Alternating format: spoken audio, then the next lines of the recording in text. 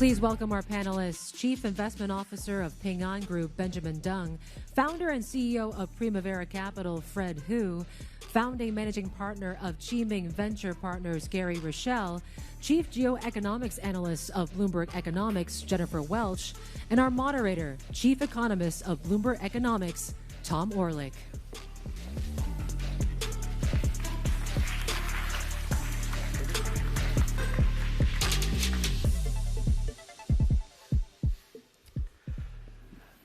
Okay, well, I moved to China, to Shanghai, in 2007, and I left China 11 years later in 2018.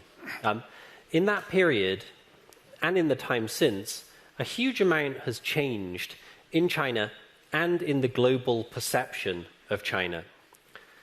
In 2007, China's population was still relatively young, and its workforce was growing.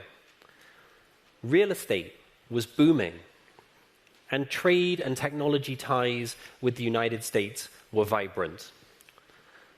Tensions in the Taiwan Strait, well, they didn't go away, but they weren't top of anyone's worry list. Fast forward to 2023, and the situation has significantly changed. There are certainly some big positives. China continues to innovate on sustainable energy, on electric vehicles. Xi Jinping has cracked down on corruption, and the Belt and Road Initiative has put Chinese capital and expertise to work around the world, driving economic development. But on those big macro factors, things have changed, unfortunately, for the worse. China's working age population is shrinking. China's real estate sector is in a significant correction. There are new and significant barriers to trade and technology transfer between China and the United States.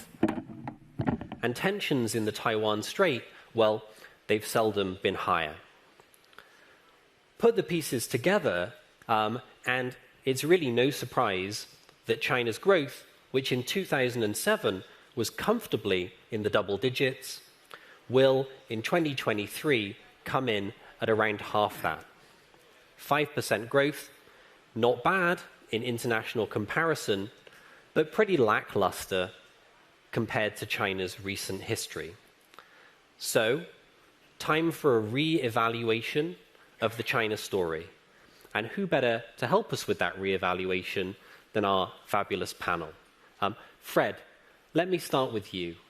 China's property sector, once the biggest driver of growth, is now in the middle of a serious correction. How far does that correction still have to go, and what are the costs going to be for China's economy? Right, Tom, I think your opening remarks are really a very pessimistic case, about China. But I think you're right, at least on property. Okay, property saga in China is still unfolding.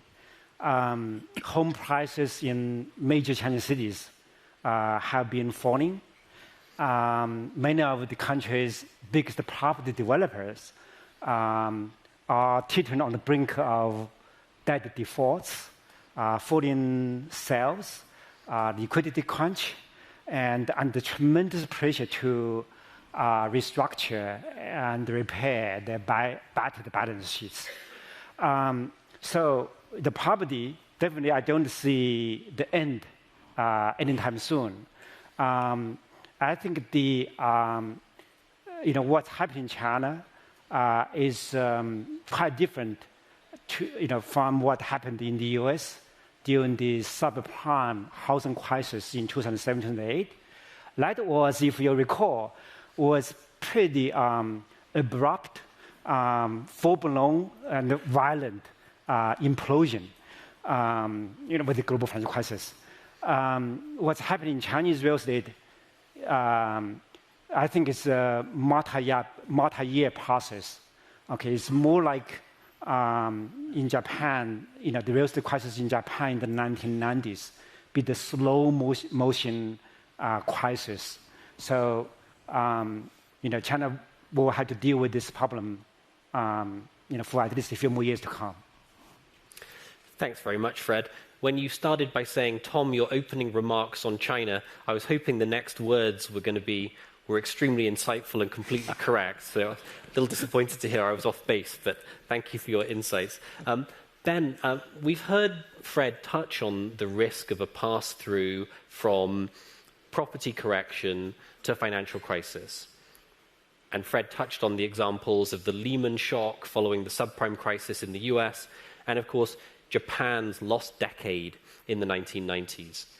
You're managing trillions of yuan of investments in the Chinese system. How are you thinking about those risks? Should we be worried about property crisis sagging into financial crisis, or are those fears overblown? Fred just mentioned about global financial crisis. I was AIG's regional risk manager for Pan-Asian businesses back in 2008. I still remember that day. I was worried about my job next day. And coincidentally, you just mentioned something very interesting. I moved from New York to Hong Kong in 2007 when you moved to Beijing. I started working for mainland China company in 2018. And you just moved out of China. It was such an interesting coincidence. What I'm thinking is the property market in China needs a correction because there was a bubble. There was heated momentum in China. And, but from investors' perspective, I run large portfolios. My total portfolio under my management is like 4.6 trillion RMB. That's really, really large. And what I need to do is to stay stable with my allocation strategies and run through the jugular cycle. Look, every economy has a cycle and run through different cycles. And we are just in the cycle of a lower phase of that cycle. We were at the peak and coming down to the lower part of the cycle, and it's going to come out of that one. How fast will China's property market come out of the trough? Different parts of the property will behave differently. You got old traditional residential housing.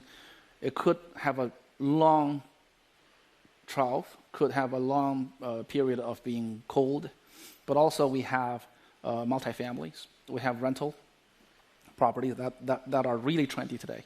We're investing more into those kind of properties. And also the quasi-real estate, we got infrastructure, we got the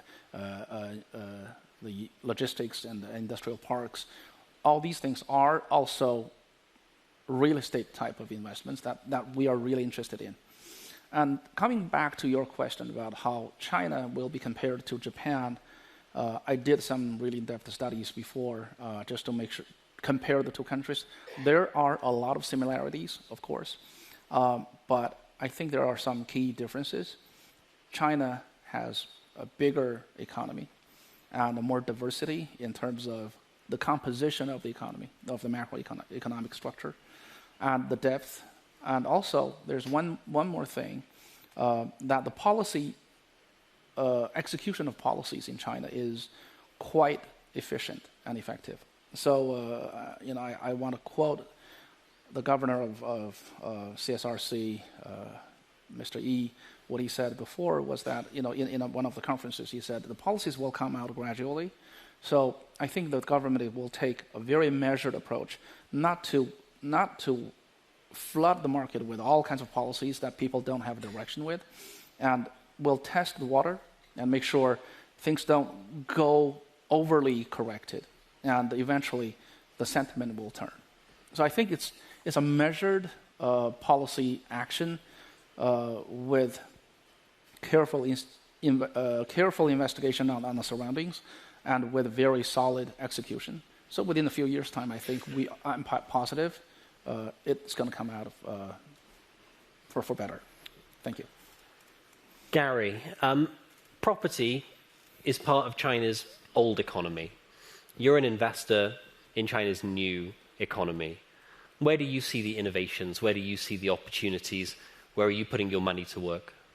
Yeah, I think if I drew one comparison to Japan, since we brought up Japan, Japan really had no innovation society. China has been entrepreneurial driven now for the last 20 years. When you look at the economic development, virtually all the new growth has been in private companies. The profit growth has been in private companies. Entrepreneurs have driven virtually all the innovations. They're not coming from the SOEs. And so there was a great deal of money that came in. Foreign money initially funded a good part of the innovation that occurred in China. That's now being transitioned to RMB. So 90% of venture capital today in China is RMB. When you look at 3 of the last 5 years, the Chinese stock market generated more exits in both dollars and number of deals than the US stock markets, which is not something people would have expected 20 years ago. So the innovation economy in China is actually quite robust. And it's very broad. It's affecting the healthcare system. It's going to occur in semiconductors, partly because of U.S. policy and partly because of just the native skills that are there. There are areas that are more challenging, enterprise software and things, but advanced manufacturing, AI, biotech, drug development, cell therapies, gene therapies. These are all areas that are going to be very, very robust in terms of venture capital investment going forward. The other piece I would add, just very briefly, is that dollars going into China have declined, but they've declined globally. In 2005, the US and China together combined for about 84% of global venture capital. Today, they combine for 83% of global venture capital. And it's quite staggering when you think about the amount of money that's gone into private equity and venture capital, that 2 countries still control that. The only 2 countries in the world that are complete ecosystems from sourcing capital, funding entrepreneurs, growing companies, exiting, are China and the United States. That's not going to change anytime in the near future.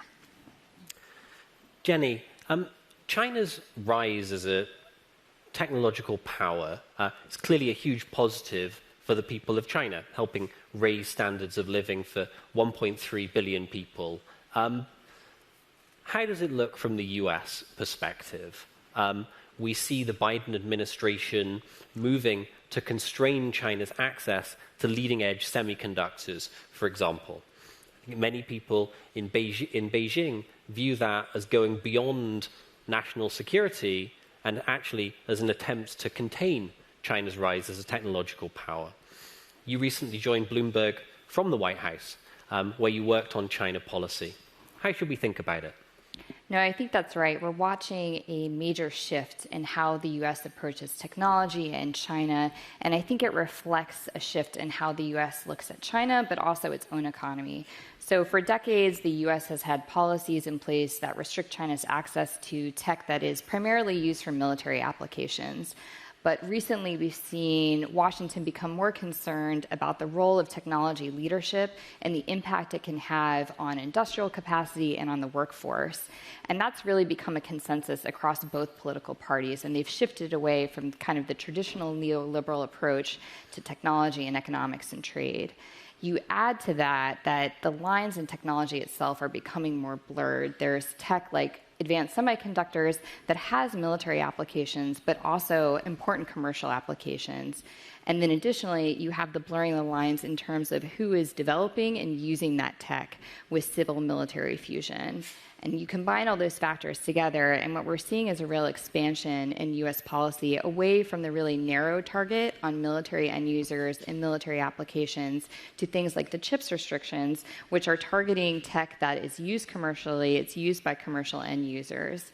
I think because those underlying concerns and those underlying structural factors are persistent, and this is the policy that began in the Trump administration but has continued under the Biden administration, very strongly supported in Congress, and China's continuing to make progress despite those restrictions, I think Washington's going to continue this approach, and that metaphorical fence is going to continue to go up. The metaphorical yard is likely also going to expand. Gary, your perspective on that. Is the fence the right height or too high? Is the yard too big or too small? So I think the fantasy of industrial policy should have been laid to rest a long time ago. Japan had an industrial policy. Didn't work out so well. China's industrial policy, I also think, hasn't been terribly effective. They announced a major consolidation of the steel industry in 2002, and they went from 54 steel companies to 52 steel companies in 17 years. So, industrial policy is simply not the way to go. The U.S. now has to go through the process of understanding that and how much money that'll waste and the inefficiencies associated with that. So we are unabashed supporters of entrepreneurs. We're unabashed supporters that the private sector at the point of the spear is where the changes are going to occur and where the innovations are going to be developed. The government can backfill and support from behind, not picking the winners as companies, but picking sectors that are strategic. And China has selectively done that, I think, quite well. I think that the U.S., when you look at the CHIPS Act, they loaded it up with so many things that no one wants to take the money. 15 months later, not a single dollar of the CHIPS Act has been deployed because the companies don't want the money because of all the bells and whistles that the government associated with it. So industrial policy is not going to be the path to success for the United States. It hasn't been the path for success to China. Jenny, let me come back to you, and we'll stick with the subject of US-China relations. Now, there's a mystery as to why President Xi and President Biden decided to meet in APEC when there's a perfectly good international summit taking place in Singapore right now. But there we are. Xi and Biden meeting in APEC. What do you think is going to be on the agenda? How are your former colleagues on the National Security Council going to be briefing President Biden ahead of that meeting? I think there's a lot on the agenda. This is the first time they will have met since this time last year at the G20. And there's a lot that's happened in the world since then. So I think they'll be talking about global events, the ongoing war in Ukraine, now the war in the Middle East, where both sides really have a major stake in not seeing that conflict boil over. Taiwan, I think, is going to be on the agenda, particularly with the upcoming presidential election. This is something that both sides are watching closely. They're watching what the other side is doing on it as well. And then I think a huge portion of the conversation will be about the bilateral relationship. Since they last met, both sides have taken steps that the other one doesn't appreciate, the CHIPS restrictions being certainly one of them from Beijing's perspective. So I think there's going to be the traditional exchange of complaints on that front. But I think the most forward-looking part of the conversation is going to be how are they managing those tensions, because they're not going to go away. And in that respect, I have pretty low expectations for major deliverables. I just think we're past that paradigm at this point in time. But we could see them look towards other mechanisms for managing that relationship, managing the competition, new working groups and dialogue mechanisms, which don't sound very exciting, but are actually pretty important for stabilizing the relationship. Fred, your perspective on that upcoming Xi-Biden meeting and the broader US-China relationship, how do you see that evolving in the years ahead? Well, what's really troubling is the last couple of years, there's been a shouting match across Pacific, right? So now the leaders actually are engaged, they're talking, the meeting and the ministerial meetings. Yes, we still have a lot of differences, but we also find ways to work together as necessary.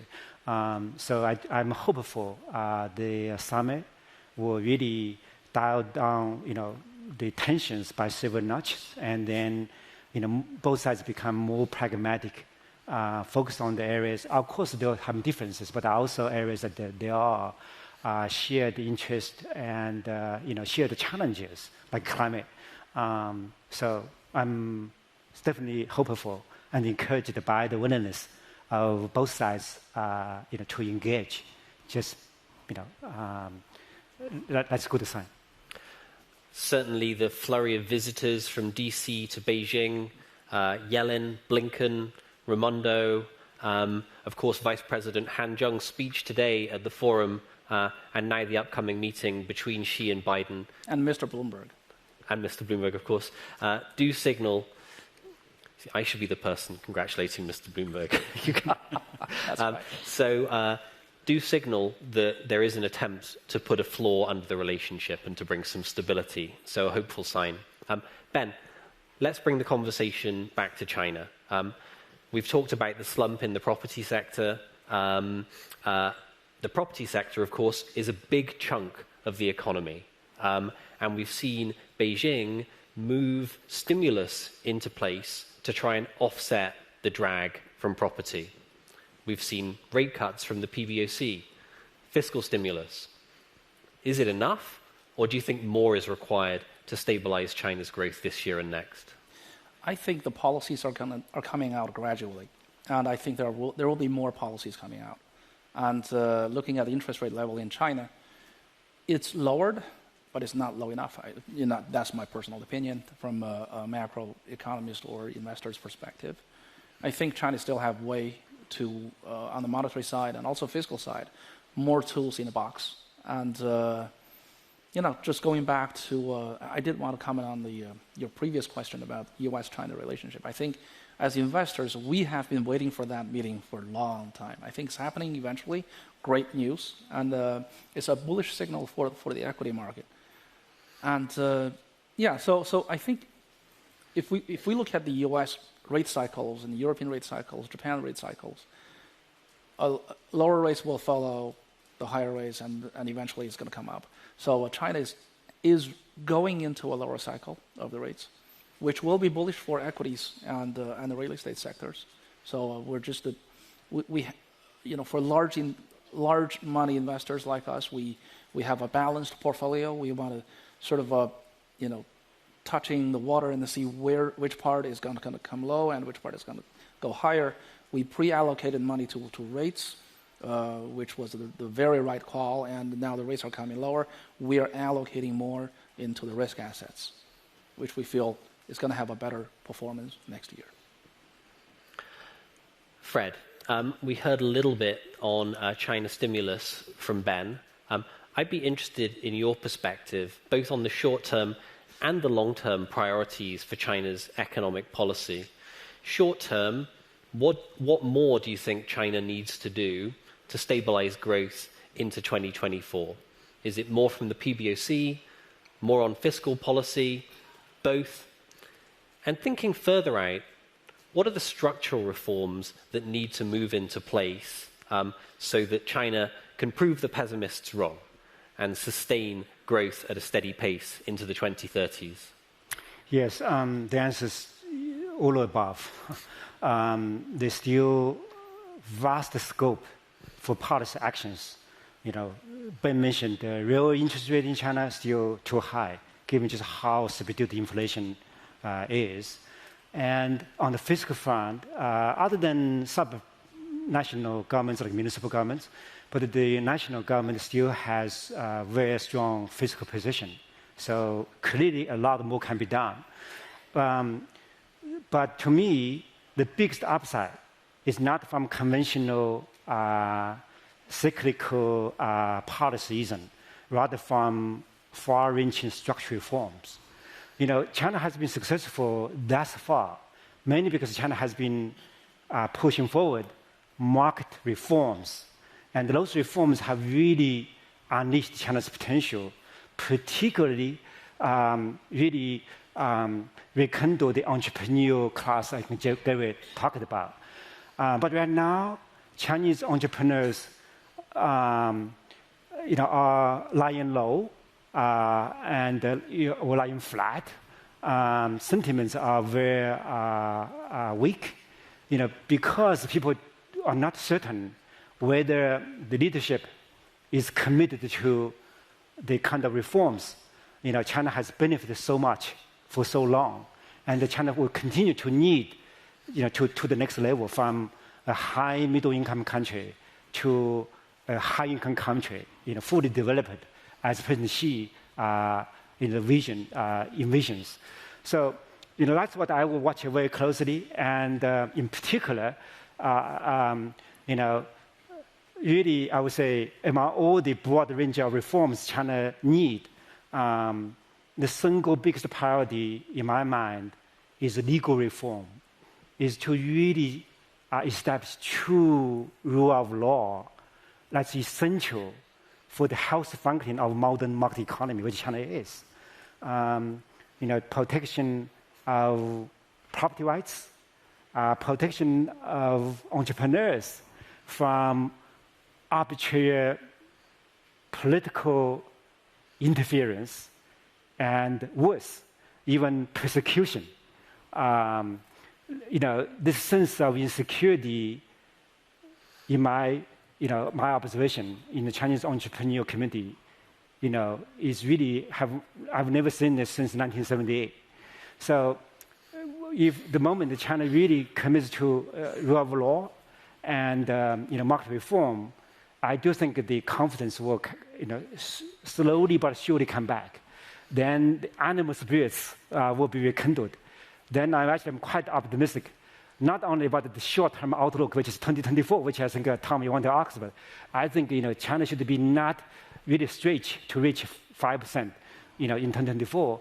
But more importantly, over medium term, next 5 years to, say, to 2020, 2030, China should be able to achieve high quality, but also fairly high rate of growth, which is, I would say, 5%, just to China's per capita income. So China still, yes, short-term uncertainty aside, I think the pessimism right now, I think, is a bit overblown. China still has huge policy space to maneuver, and China has tremendous underlying potential, particularly the entrepreneurial energy that's still very much there. Many people make the comparison between China and Japan, and Ben mentioned some of the reasons at the beginning of the discussion why perhaps those comparisons don't really work, and we should be more optimistic about China than the Japan comparison suggests. I think another powerful argument in that direction is thinking about what level of development Japan achieved before their growth significantly slowed. Japan's GDP in 1989 was about 80% of the level in the United States. Japan was already a rich country which had used up its development space.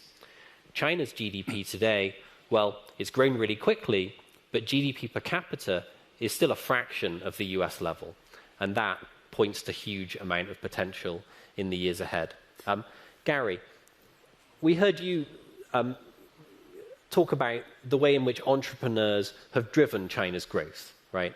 From entry into WTO and the rise of the East Coast export factories to the e-commerce giants like Alibaba and Tencent. Of course, the entrepreneurs have been a significant driver of China's development. But we heard Fred say, well, perhaps the environment for entrepreneurs has changed, and it's become a lot more challenging. What's your perspective on this? Has the Xi Jinping Common Prosperity Agenda really changed the story here? And if it has, what has China got to do to revive those animal spirits? Well, I would say the Xi Jinping Common Prosperity has no hope of being achieved without the entrepreneurs in China. I mean, the one is not going to be able to exist without the other. I think you have an allocation issue, and allocations flow over time. In China right now, when you have over 70% of the consumer savings are in property, number one, that was a mistake to ever allow happen, and it's totally unsustainable going forward. Why does that happen? Well, it's because you have capital markets and a stock market that have basically been flatlined for the last 15 years. You put $1 in 2009 in the Chinese stock market, you have $1 today. Maybe you have $1.02, maybe you have 98 cents. And part of that is simply trust. And we're going to hear a lot more about that word, because when you do reform, you have to make sure that the reform is actually establishing trust. If the Chinese consumers don't feel comfortable, those hands get jammed in the pocket so deep, no force on earth is going to get them to spend money. Because historically, as families, pick whatever scenario you want to use, Cultural Revolution, et cetera, they simply won't spend. So the government policies of trying to increase consumption will not work unless they establish trust. The asset allocation that needs to occur in China is people willing to put money in the stock market from the property market, having the capital market be another sustainable long-term store of value. That is not seen that way today. And they've done precious little in the last 5 or 6 years to actually encourage people to do that. So entrepreneurs are fulfilling their job.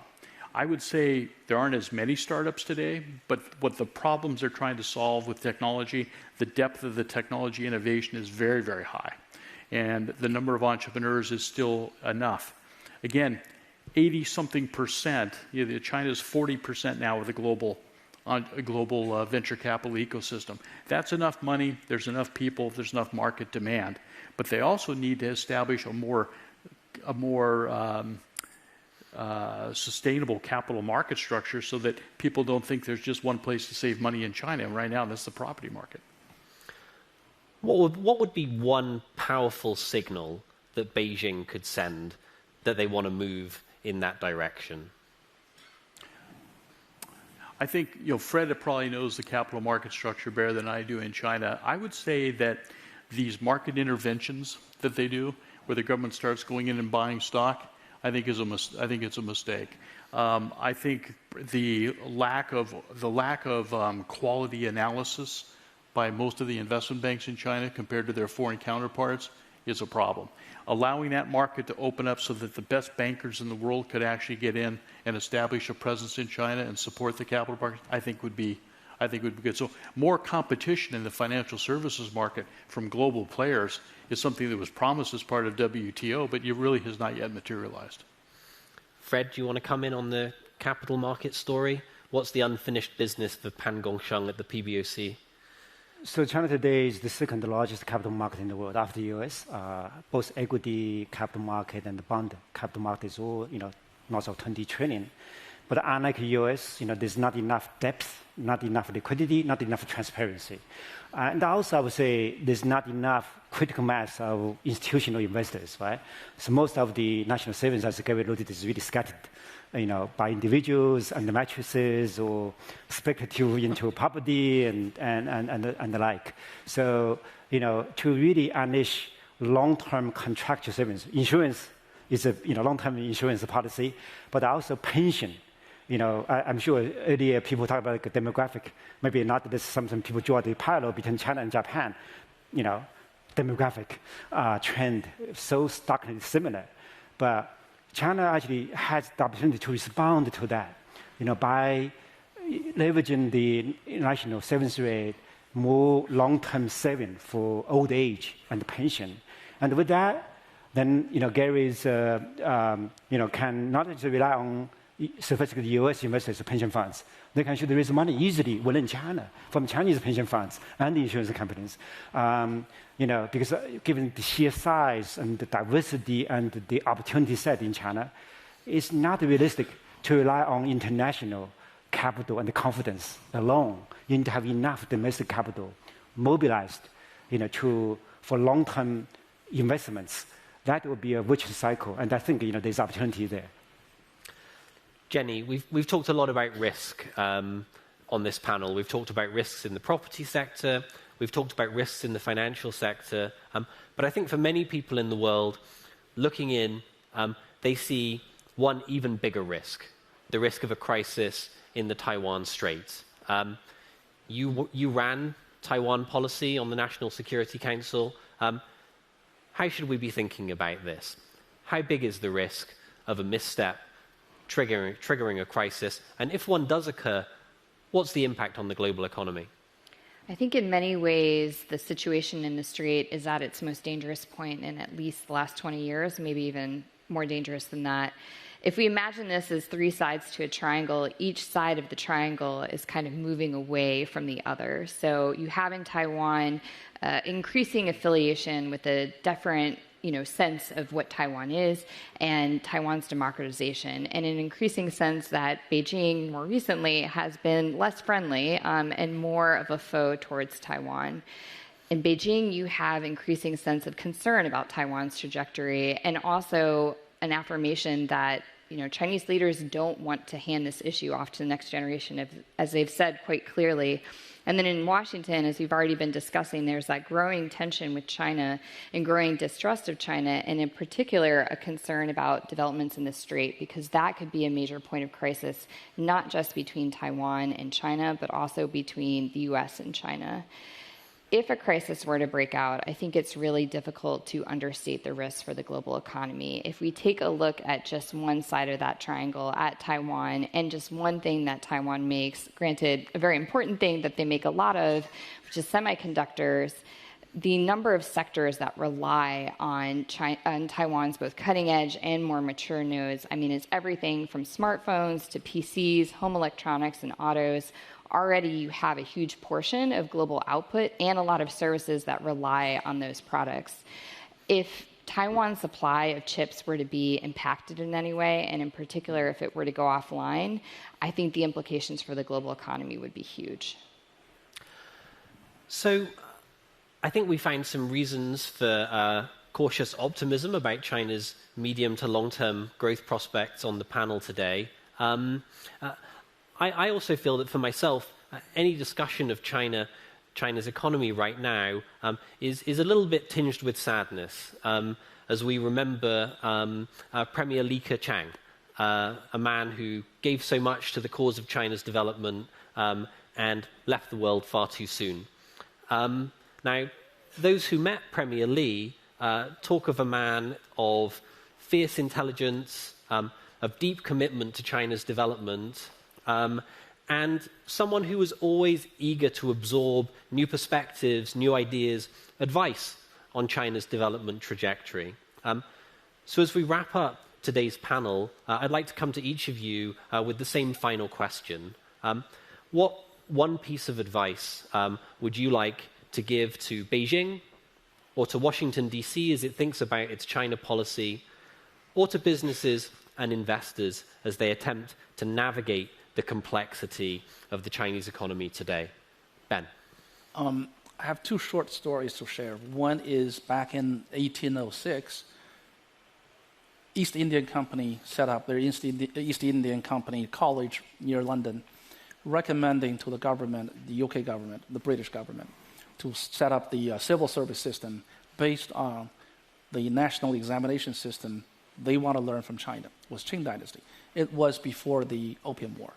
So that exchange of ideas and the exchange of culture happened during the most unimaginable time.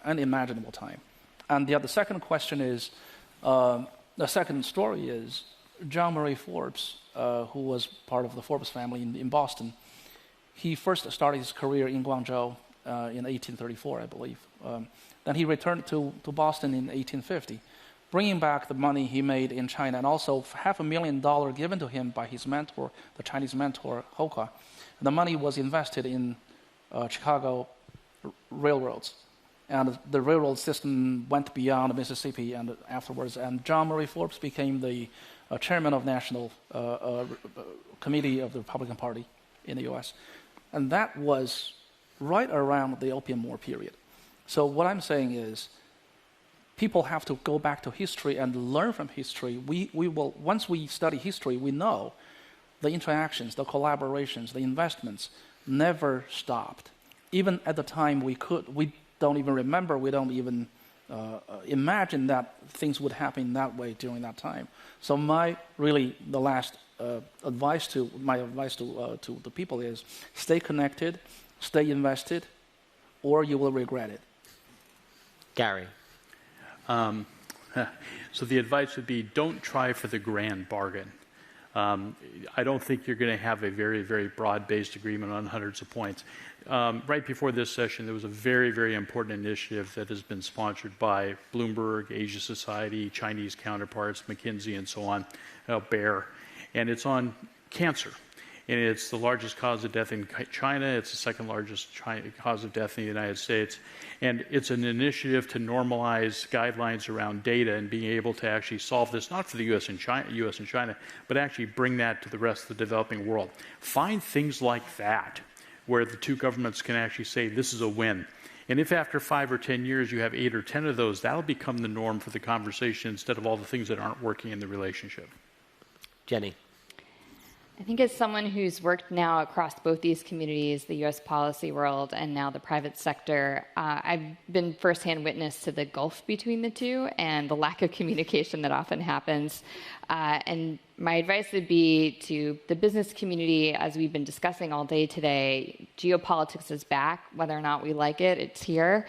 And I think it benefits all of us to try and understand and get inside policymakers' heads of how they're looking at the world, because inevitably steps they take are going to influence economics. And then for my former policy colleagues, I would just reinforce the importance of talking to the business community.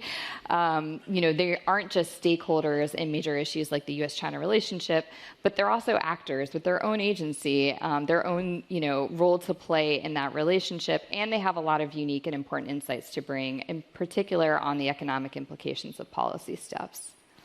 Fred, the last word to you. Well, for politicians, diplomats, and the security experts, I would say, it's not everything's a zero-sum game, right? So always keep it in mind. Then second, for business and investors, definitely, despite all the short-term uncertainty challenges, like any other larger complex economy, China has its share of difficulties and challenges. But China also has enormous resources, capacity to deal with these challenges, and still untapped long-term growth potential. So the advice is very simple. Invest in China. Keep talking. Deliver small wins, even if you can't deliver big wins. Stay invested in China's long-term potential. Wise words from our panel. Benjamin Deng, Fred Hu, Gary Rieschel, Jennifer Welch, thank you very much. Thank you.